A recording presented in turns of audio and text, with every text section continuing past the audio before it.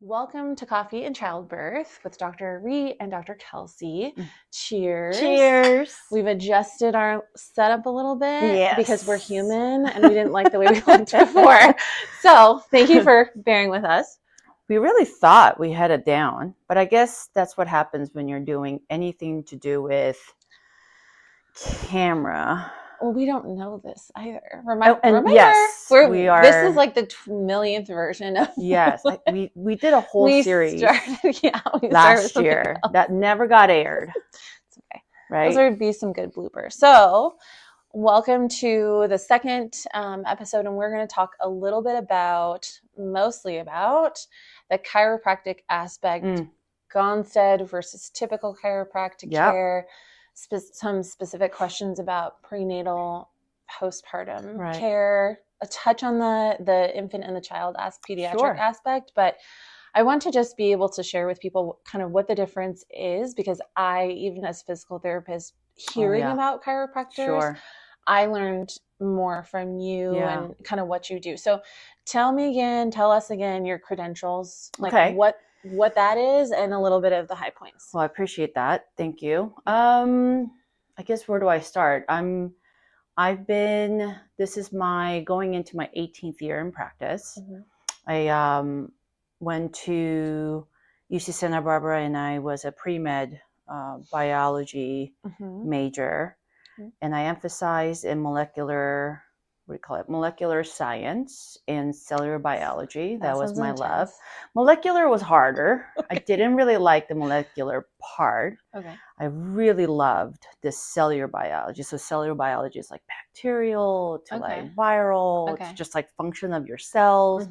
I just thought it was so amazing that this tiny, teeny little one cell does so much, right? So that was my fascination with that. And I think that translated into like, what does the human body, is capable of, and every human body is so different. And we categorize everybody as the same, but we're really not. We're so different, obviously. So that sparked my interest in more into the understanding of human biology, and then that sparked more interest in like spinal and neurology and brain biology. My brain biology is probably not as good as spinal biology. Brain as a whole, which makes sense. I mean, you're moving stuff around near the spine and spine. So of course I would rather, if I'm on this table, that you are more aware of the spinal part than the brain part. I'm okay with that. If you're a neurosurgeon, then a little let's different. flip it. A little different. So we do get a lot of education on brain health, or brain biology, I should say, and then spinal cord biology, and then obviously it's all pretty much the nervous system and the spine. That is our core education. And we do cadavers, we do a whole year of cadavers, and our biggest focus is the brain and the spinal cord. And I've got tons of stories from my cadaver lab days. And is that Gonstead specific? No, or is that general chiropractic? Yeah, so all going chiropractors. Through that, you had that background, and then how did you end up going into the Gonstead part of it? Yeah, so you go through your training there. Right. So I'm going through the general chiropractic. Actually, maybe I should back a little bit. My freshman year of chiropractic school, I was introduced to the Gonstead chiropractic method very early on, my first semester. And so when you go into like the second half of your third year, you go into the clinic setting. Right. So you're not really doing, you're not doing a lot of class stuff, right?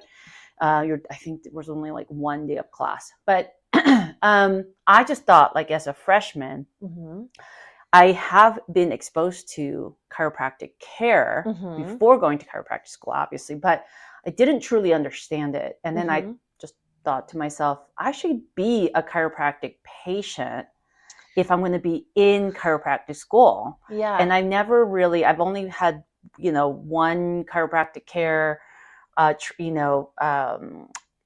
from this horrible car accident that I was in.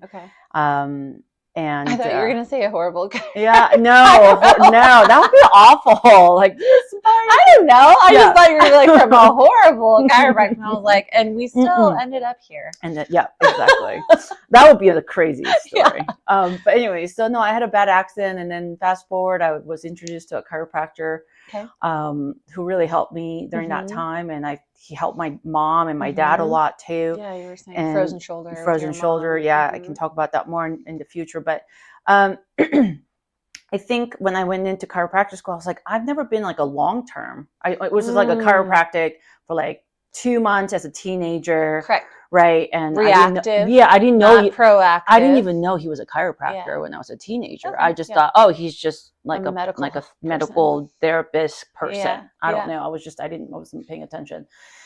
And so when I went to chiropractic school, I said, I really should be like a lifetime chiropractic patient, right? Because that's what we're teaching our patients to be. And I'll talk about why that's important. But I was introduced to this chiropractor or chiropractic student in the student clinic.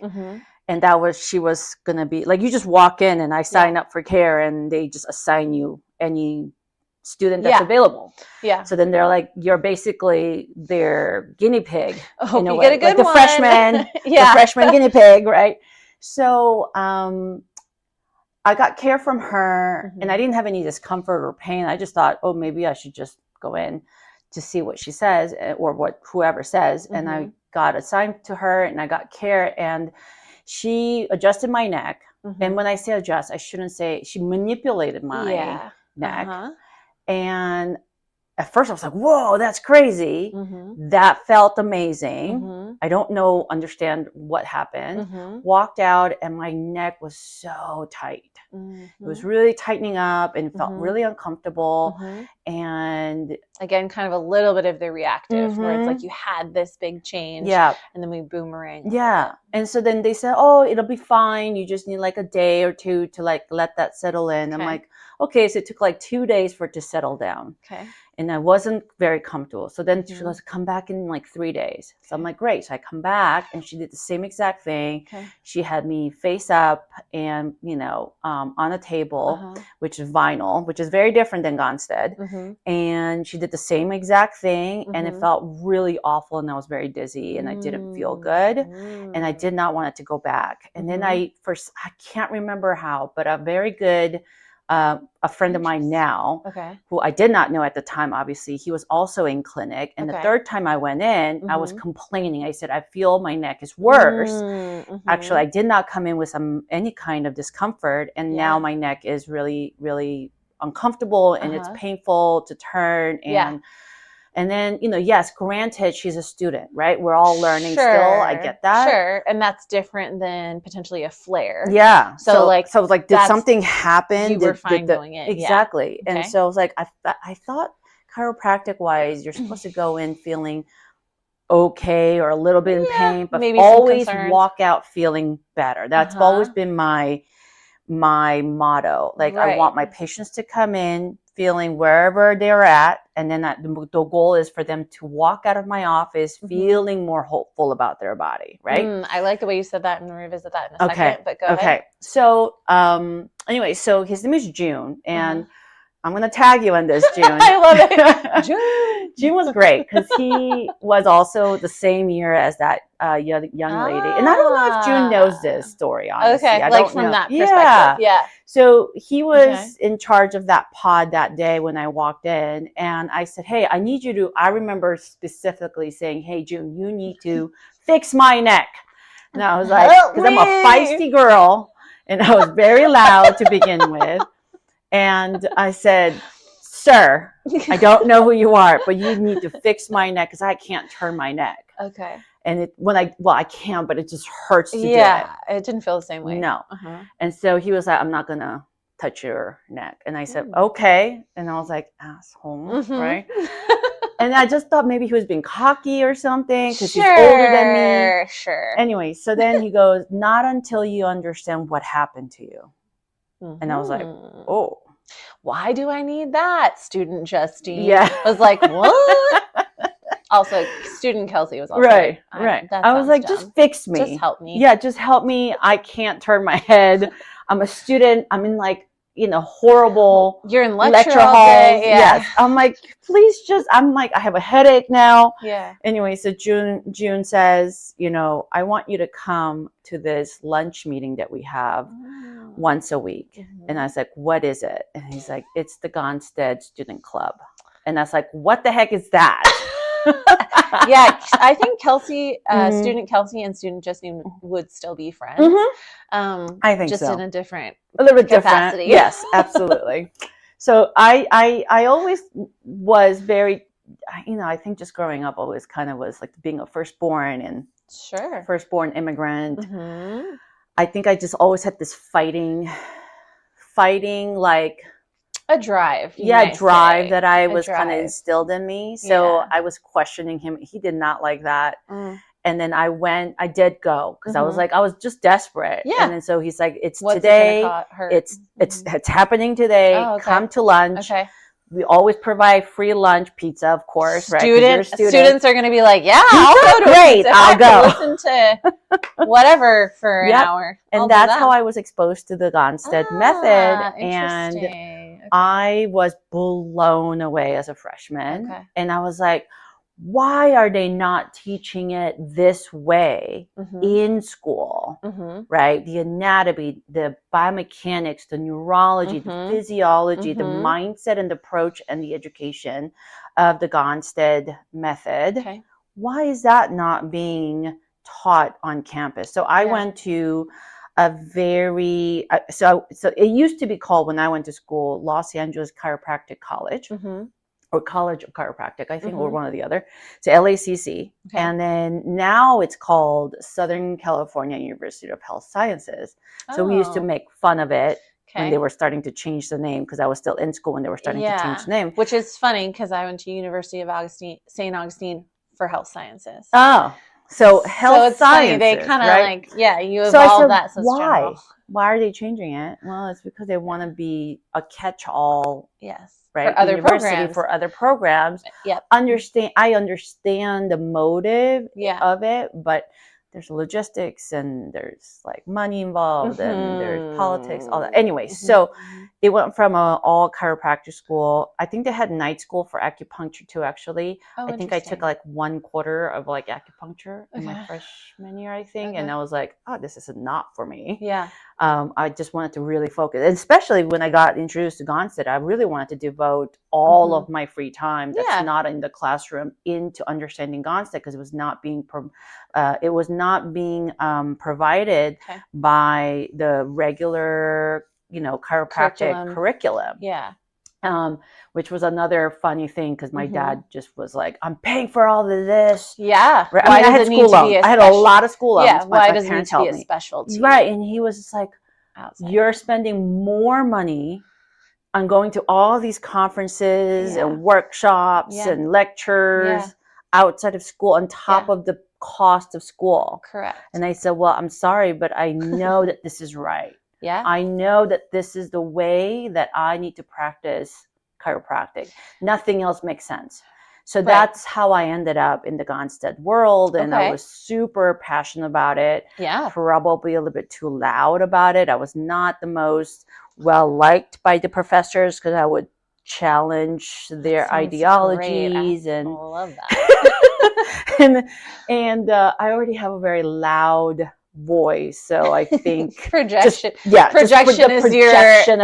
your key. Yes, only when I'm pissed off at my kids. But so that's kind of how I ended up landing into the Gonstead world. And I was the secretary for the club, the student club, and then I became, what is the next one, the treasurer, and then I became the VP, the vice president of it. And then there was a young doctor that was kind of mentoring us off campus. And he looked at me one day and he was like, because I kept saying, I don't know if I want to do president. Yeah. Because I don't know enough. Of anything now. I don't, well, now too. But at that point, I always felt like I needed to be in that leading position. Yeah. But I felt like being the president for a Gonstead club on campus, that was a lot of responsibility. Yeah. And I was like, I felt like I didn't know enough. I was like, I need to know more about the study of Gonstead Sure. before I can call myself the president of the club on campus. Sure. Being the leader of a club as a student, I just felt like I just didn't have enough knowledge and understanding. So Dr. Morase, wherever you're at, I haven't seen you in a while, but he was the one who's just said, you just do it. Yeah. And he was the one who motivated me to do it. And it motivated me to learn even more, right? To push myself to know the details of this, because you're explaining it to someone else. And I didn't want somebody to like ask me a question and I'd be like, I don't know the answer. So well, you just now you're just like, I actually don't know the answer to that, but I will find it Correct. out. Now and then that just switches it, gives you a chance to be like, but this is what I do know. Da da da da da. But that does come with like even just interactions with people and learning things and realizing that we're not ever going to know. We're not ever going to know everything, but we will probably have the resources to figure that 100%. out or make a hypothesis and go from there. Or even because we have the experience, I think we know, even if we don't have the resources, we know how to get the resources. I think that's with the maturity and understanding and experience, I think it comes different clinical cases, that kind of thing. So that's kind of where cool. So student involvement and really kind of early on. And even with, to your point of two things that were really interesting about what you said was, being able to take specialty classes, being able to take additional informational training and education and really invest in that and understand, that's partially to why likely you're in the specialty that you're in now. Because it does matter when we're thinking about specialty training, not so much to say like you have to have all of these letters after your name or all of this laundry list of courses. Well, there was a moment where I thought that was all very important. Oh, of course. I thought that alphabet was so soup is like, of course. But I mean, for patient care, being able to be in the practice of understanding newer techniques and integrating them into what you do is important for both of us, which is partially why we, talk to that experience of like, we really do try different things. We have different training than maybe an average therapist or chiropractor in our industry because it's a different animal, what we're doing, what we're working with. The other thing that you said that was really interesting was leaving the clinic or visit more hopeful about your station or your position in your health journey as a patient. Because I do agree that prenatally, postpartum with pediatrics, we likely won't necessarily be able to say, okay, we're going to fix this all right now, today, right now, in this hour, whatever time you have. It takes time for healing. But the healing part, which I think is really a valid point, that sometimes you may leave feeling a little overwhelmed or a little bit like surprised maybe that that's information you learned. But we want clients to feel like they are moving, even if it's a small, an inch or a mile, we're moving. We'll talk about flares and like what to do when a flare happens in a future episode, but that was an important piece. And then when it comes that was taught to me by just, I think in general, I should say in general, not just Gonstead, but in general in chiropractic, there is this philosophy of saying, you need to walk out of my office feeling better and more hopeful. And that's just a general chiropractic philosophy, I think. And I think when that set in my mind as a student, I think that was what gave me kind of a better drive or more drive to understand chiropractic. Because I really thought about going to medical school before. That's a whole different topic. But I just never felt, when I was volunteering at the hospital in undergrad, I never felt like there was hope. In a very like hospital setting. Like this medical sterile like environment that I never felt like patients came in. They come in with hope. And a lot of times I felt like the hope was taken away. unfortunately. Which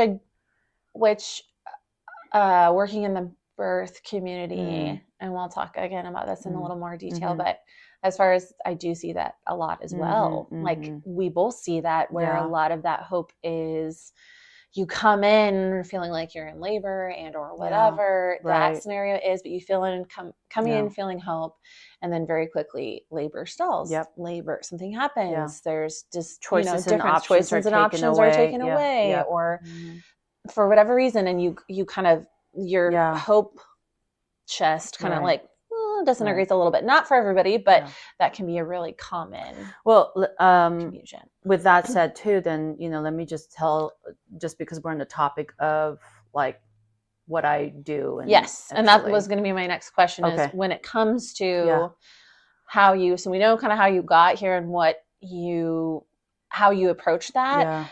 Tell me how you approach prenatal support. And a little bit of postpartum support as a Gonstead. Well, I think as a Gonstead doctor, I think if you look at the community of chiropractors, just in general, there's not that many of us that do pediatric work or prenatal work or just plain out like pregnancy work. It's a little more reactive. It's definitely a little bit more reactive in general. There's a small percentage that is, I think, slowly growing in chiropractic. When I was starting out, it was 2007 when I started out, and 2007 was probably where this whole movement of like wellness and holistic care was really starting out. It was very new, right? Like early 2000. Well, at least in LA, because I'm from LA area or Orange County, LA area. And I would say, that's when the world of pediatrics was really starting to catch on more. Up to that point, I think there was only like a small, very, very small percentage of chiropractors that would take care of kids in a way that we are now, very small. Or even like age-wise. Like they would probably see like a newborns, early elementary school kid, first or second grade. I mean, they were being seen even in like the early years of like early 1900s, right? Like they were being seen. It was just not like, let's say, a specialty, right? So I was exposed to, I grew up taking care of kids my whole life, and I really liked being that motherly, like nurturing. I think I just was born with that side of me too. And so I gravitated wanting to take care of kids already. I wasn't really into like pregnancy stuff because I didn't understand that world at that time. But taking care of kids, I just felt like, why are they being dismissed right at that point? I was like, well, they also have a spine, right? So I seeked out, just in general chiropractic, chiropractors who've been in practice 10, 15, 20 years that did see children, like young ages in children.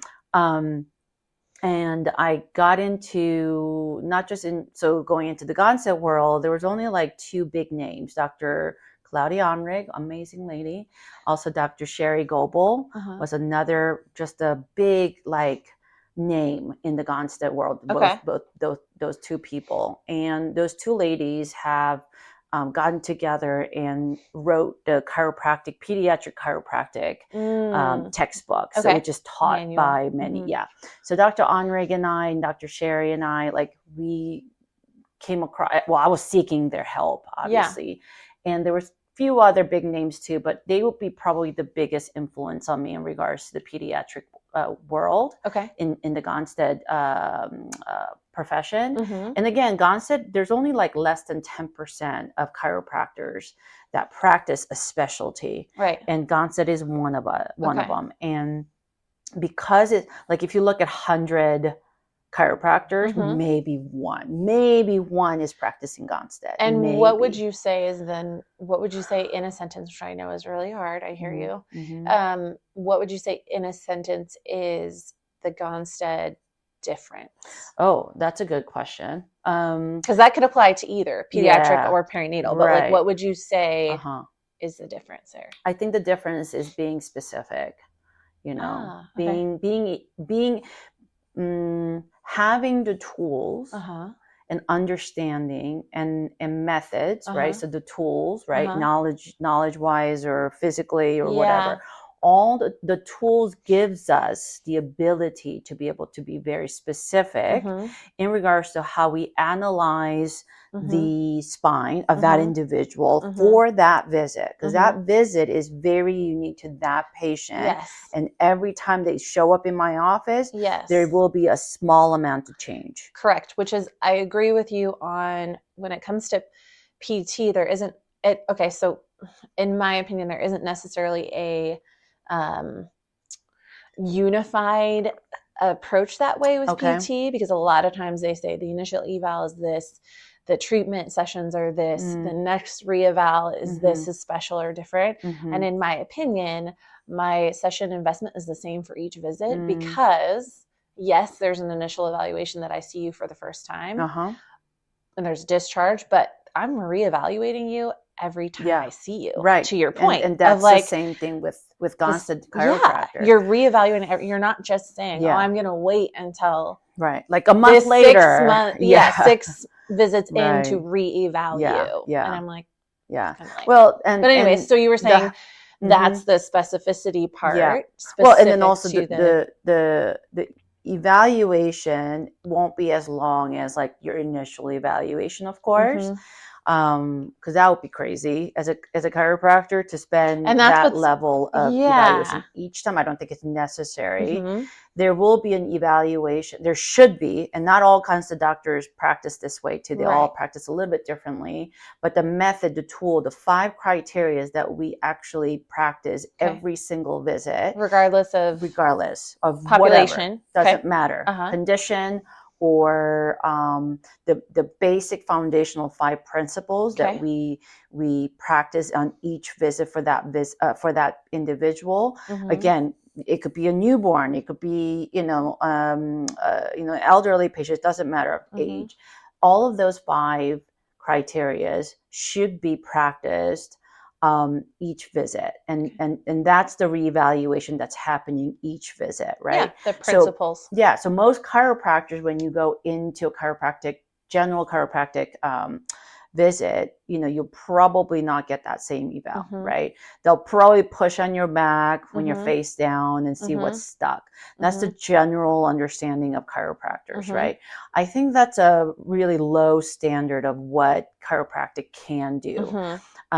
If you're just only looking for restriction of the joint and you're not understanding the biomechanics and the neurology based off of the evaluation and how that affects that individual, I think you're really doing a disservice. And I'll probably get flagged for a lot of chiropractors who's listening, or general chiropractors that do what I'm saying. But I personally would not want a general chiropractor to take care of my spine, because I want that specificity. It's like going to a dentist saying, this part hurts and I'm getting this ache somewhere in the back of bottom tooth. And then the dentist goes, okay, we'll just pull all of those out on that side. Which is ironic, and this probably will be a good dovetail into when we talk about the PT side of it, or at least how I practice PT, because to a certain extent, that is part of how I approach that with a general assessment on that orthopedic or the bone side.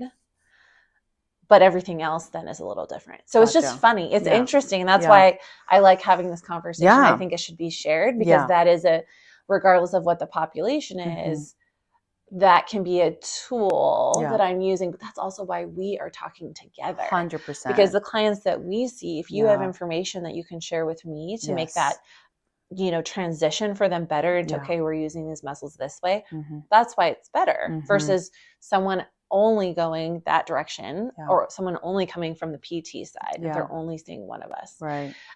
We are coming into time here, but there's so much. So much I can say about. Part of with like looking at how we do this is that it's never simply going to be 20, 30 minutes of time Yeah. that we're able to summarize it all. Right. But it gives us a good foundation to start, because we can always revisit. Giving them morsels of information. We can always revisit that in depth, or ask some questions that are more specific to that. And we invite questions. Absolutely. Like, we're going to leave the comments open. Yeah. Let's keep it nice. I mean, maybe spicy, so we can spicy reply well, maybe. back. Yeah, maybe. I'm okay with spice. I love spice. So in life, in general, in my food, all of it. You do. I do like my spice. So yes, we do invite lots of questions, or even just comments. Or topics that you guys want to hear from us. That would be wonderful. In the future, we would love to have guests. Sure. Obviously. Sure. And so if you would like to be part of that conversation, we will love you. We would love to have that also be part of it in the future. So we will. Is there any one last thing you would like to share about Gonstead and Rhee practice before we head out? Yes, I do. Okay, go ahead. Go for it. That would be, I am so grateful that I'm in this community of Las Vegas, which is such a different community that I was in. And so I really am grateful. And I'm so also excited to just participate in the pediatrics and the pregnancy world. And that's all I want to do. I think I mentioned in my previous our previous episode where half of my practice was just everybody else, and then the other half was like my love and my passion, which is like kids and moms. I get to 100% only practice what I love doing. Exactly. So I welcome all of that, and I'm excited to see where that goes in Las Vegas. And so that's kind of my gratitude. So I appreciate that. Well, thank you so much for answering those questions, giving us that information. None of that was prepared. We just did it by random questions, which is great, and real honest talk. Because we always have more to say, honestly. Yes. Oh my. That's usually the challenge. So we are going to close it there. Thank you again so much, Dr. Rhee. Yeah, and absolutely. we will be back next time talking about the physical therapy side and switching those roles and those questions. Yep. Okay. Well, thank you so much. We'll see you soon.